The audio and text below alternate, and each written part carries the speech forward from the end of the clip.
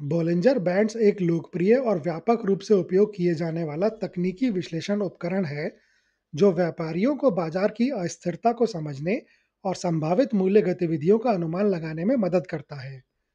मूल रूप से ये बैंड मूल्य चार्ट पर सीधे प्लॉट की गई तीन अलग-अलग रेखाओं से मिलकर बने होते हैं।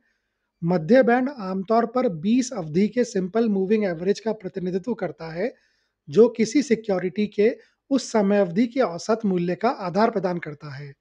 इस औसत पर आधारित ऊपरी और निचली बैंड मानक विचलन की एक विशिष्ट संख्या पर सेट होते हैं, आमतौर पर 2, मध्य बैंड के ऊपर और नीचे। मानक विचलन यानी कि स्टैंडर्ड डेविएशन का यह उपयोग महत्वपूर्ण है क्योंकि यह सांख्यिकीय रूप से औसत से मूल्य विचलन या अस्थिरता की डिग्री को मापता है। बोलिंजर बैंड्स की गतिशील प्रकृति बाजार के व्यवहार में प्रमुख अंतर्दृष्टि प्रदान करती है। जब बैंड चौड़े होते हैं, तो यह अस्थिरता में वृद्धि का संकेत देता है, जिसका अर्थ है कि कीमतें अधिक नाटकीय रूप से बढ़ रही हैं। इसके विपरीत बैंड्स का संकरा होना, जिसे अक्सर बॉलिंजर बैंड स्क्वीज कहा जाता है, कम अस्थिरता की अवधि का सुझाव देता है, जो अक्सर किसी भी दिशा में एक महत्वपूर्ण मूल्य ब्रेकआउट से पहले होता है। कीमतें आमतौर पर मध्यम बैंड पर वापस लौटने की प्रवृत्ति रखती हैं, जिसका अर्थ यह है कि यह रेखा सपोर्ट और रेजिस्टेंस के एक गतिशील रूप में कार्य कर सकती हैं।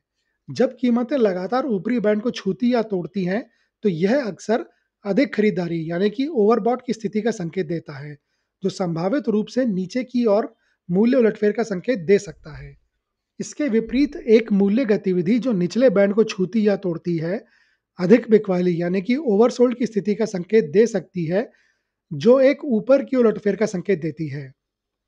हालांकि यह बात याद रखना महत्वपूर्ण है कि मजबूत प्रवृत्तियों के दौरान कीमतें विस्तारित अवधि के लिए बैंड पर चल सकती हैं, जिसका अर्थ है कि इन अधिक खरीदारी, अधिक बिकवाली के संकेतकों को हमेशा अन्य संकेतकों के साथ पुष्टि की जानी चाहिए।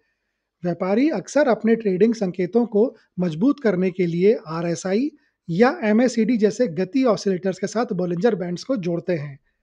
अंततः ये बैंड यह समझने के लिए एक विजुअल ढांचा प्रदान करते हैं कि कीमतें तुलनात्मक आधार पर अपेक्षाकृत उच्च या निम्न हैं, जिससे व्यापारियों को प्रवृत्ति की ताकत और संभावित मोड़ बिंदुओं का आकलन करने में मदद मिलती है।